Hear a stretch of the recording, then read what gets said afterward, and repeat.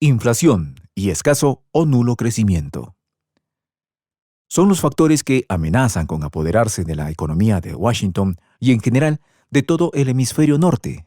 Una ruda estanflación se cierne sobre Occidente en momentos en que no se ha podido superar por completo la pandemia de COVID y arrecia el conflicto en Europa del Este, que dispara los precios de los combustibles fósiles. En todo caso, la administración de Joe Biden está al tanto y aunque monitorea la situación, es poco lo que puede hacer por el momento. Todo depende del comportamiento del crudo en el mercado. Ya la Reserva Federal se prepara para hacer contrapeso, pero ¿serán suficientes para contener una debacle económica? Los detalles de esta historia los conocerás a continuación. Quédate con nosotros.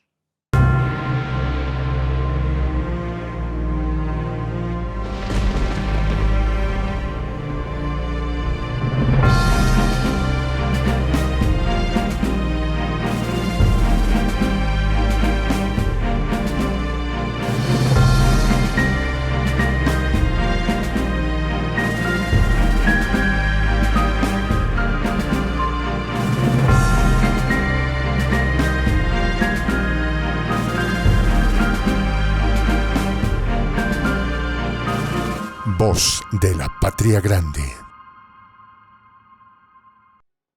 Inflación y estancamiento económico. Juntos ambos fenómenos conforman lo que académicamente se conoce como estanflación. Una realidad que ya está tocando la puerta de la potencia del norte y de la que la administración de Joe Biden expresa preocupación. Pero hay expertos que creen que el mandatario se encuentra de manos atadas. Señala el diario El País de España que la Casa Blanca ya le está prestando atención en medio de la coyuntura actual, especialmente porque el problema inició a raíz de los esfuerzos de recuperación financiera post-COVID, pero se ha exacerbado producto del conflicto que se desarrolla en Europa del Este. Señala Eric Adams, profesor de economía de la Universidad Canadiense de Ryerson, que el fenómeno no es exclusivo de Washington. Está afectando a todos los países del hemisferio norte. Durante la pandemia inyectamos miles de millones de dólares a las economías y no pensamos en las consecuencias, dijo. Explica que no pudieron haber previsto el efecto de los cortes de la cadena de suministro y de la confrontación en Europa. Sumados todos los factores, los precios solo han podido subir, mientras el PIB de los países se desinfla. Por tanto, el arribo de la estanflación demuestra que las previsiones teóricas estaban en lo correcto, dijo Adams, y enfatiza en que, a pesar de que el conflicto se desarrolla a miles de kilómetros de Washington, ello no quiere decir que no tenga un impacto tan directo. De hecho, el costo de la vida en Boston o Chicago, ya de por sí elevado por la inflación, amenaza con incrementar. También sacude las carteras de inversión y ralentiza la recuperación económica, que avanza con brío a raíz de la reapertura económica y la vacunación masiva tras la pandemia. En todo caso, el despacho Oval ya hace la sumatoria de los diversos factores: aumento desbocado de los precios, volatilidad bursátil, escasez de materias primas esenciales y energía cada vez más cara. Pero ahora el bajo crecimiento económico amenaza con causar mayores estragos. La situación es esta. En diciembre se hicieron proyecciones de crecimiento de 3,7% para el primer trimestre de 2022, pero 2 meses y medio después hay un retroceso en las expectativas. Esta semana los analistas fijaron la cifra en 3% y dicen que puede caer mucho más que el 0,5% registrado al culminar el mes de marzo.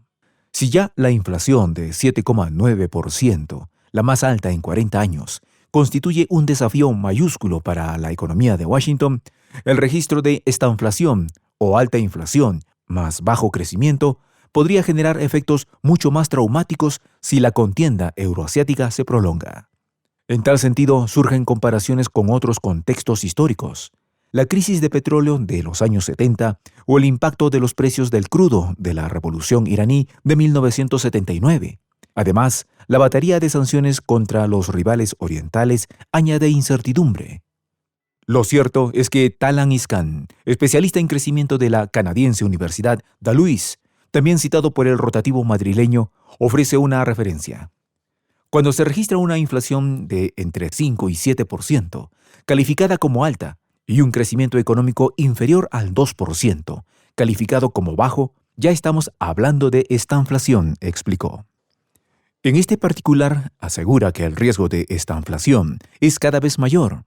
A juicio del especialista, analistas de mercado y de quienes fijan los precios, ¿qué podría impulsar la llegada del fenómeno en corto plazo?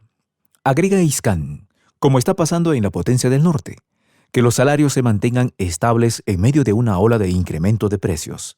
Por ende, la reducción del gasto de las familias se hará sentir en sectores diferentes a la alimentación y el combustible. Ello quiere decir que vestido y calzado, entretenimiento y servicios, por decir algunos rubros, podrían comenzar a experimentar retracción en vista de que los presupuestos se ajustan para cubrir lo que se considera básico.